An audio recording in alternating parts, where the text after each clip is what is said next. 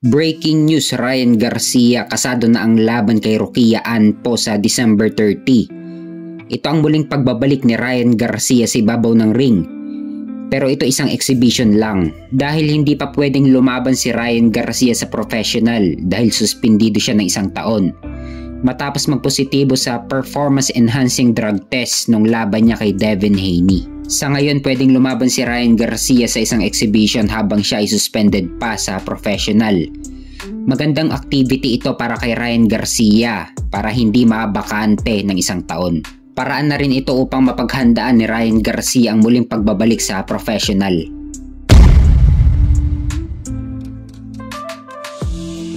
Sa kabilang banda naman, WBA lightweight champion Tank Davis payag ng labanan. Si WBC lightweight champion Shakur Stevenson pero may isang kondisyon. Pahayag ni Davis na hell no. How is he the best? Show me something that he's done. That's outrageous. Show me. His power isn't outrageous, and what defense?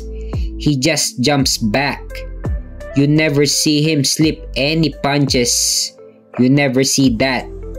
Go watch him. You just see him back up and move around. Move around. He ain't got no technique. Pahayag pa ni Davis na his offense is the same thing. Go look at his fights. Easy work. I touch him with 16-ounce gloves on and he run. Imagine if I hit him with 8-ounce gloves. Yung opensa daw ni Shakur Stevenson, paulit-ulit lang daw. Tignan daw yung mga naging laban niya, easy work. Nung dinaplisan daw niya si Shakur Stevenson gamit ang 16-ounce gloves, tumakbo na daw siya.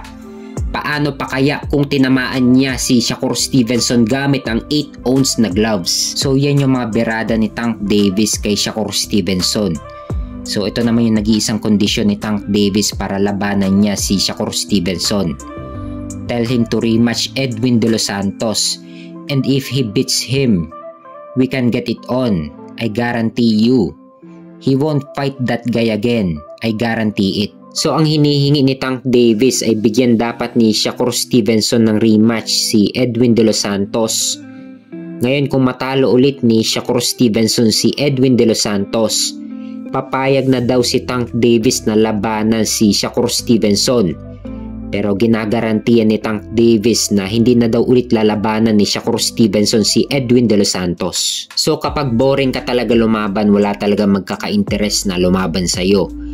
Kahit na may hawak ka pang titulo. Kasi ang mga gawain ng mga technical fighter, hit and run. Kapag kasi marketable ka o payday ka, katulad ni Canelo at Tank Davis na automatic na malaki ang bayad sa kanila. At kung lalaban ka naman sa katulad ni Shakur Stevenson na technical ang galawan, talagang bababa ang market value mo at mahina pa ang hatak ni Shakur Stevenson sa mga boxing fans. Tapos pupuntusan ka lang ni Shakur Stevenson hanggang sa matapos ang laban. Tapos si Shakur Stevenson pa ang mananalo sa decision. Mas lalong babagsak ang karir at market value mo. Kaya ito yung iniiwasan nila Tank Davis, Pitbull Isaac Cruz at Vasily Lomachenko na lumaban kay Shakur Stevenson. Dahil kung matalo sila sa puntos, bagsak ang karir at market value nila.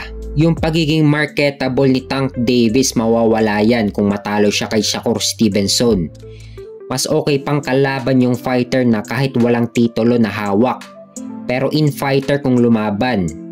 So ito yung malakas makahatak sa mga boxing fans. At dito din nagiging marketable ang isang fighter dahil puro aksyon ang estilo niya. Dito nag-e-enjoy ang mga boxing fans.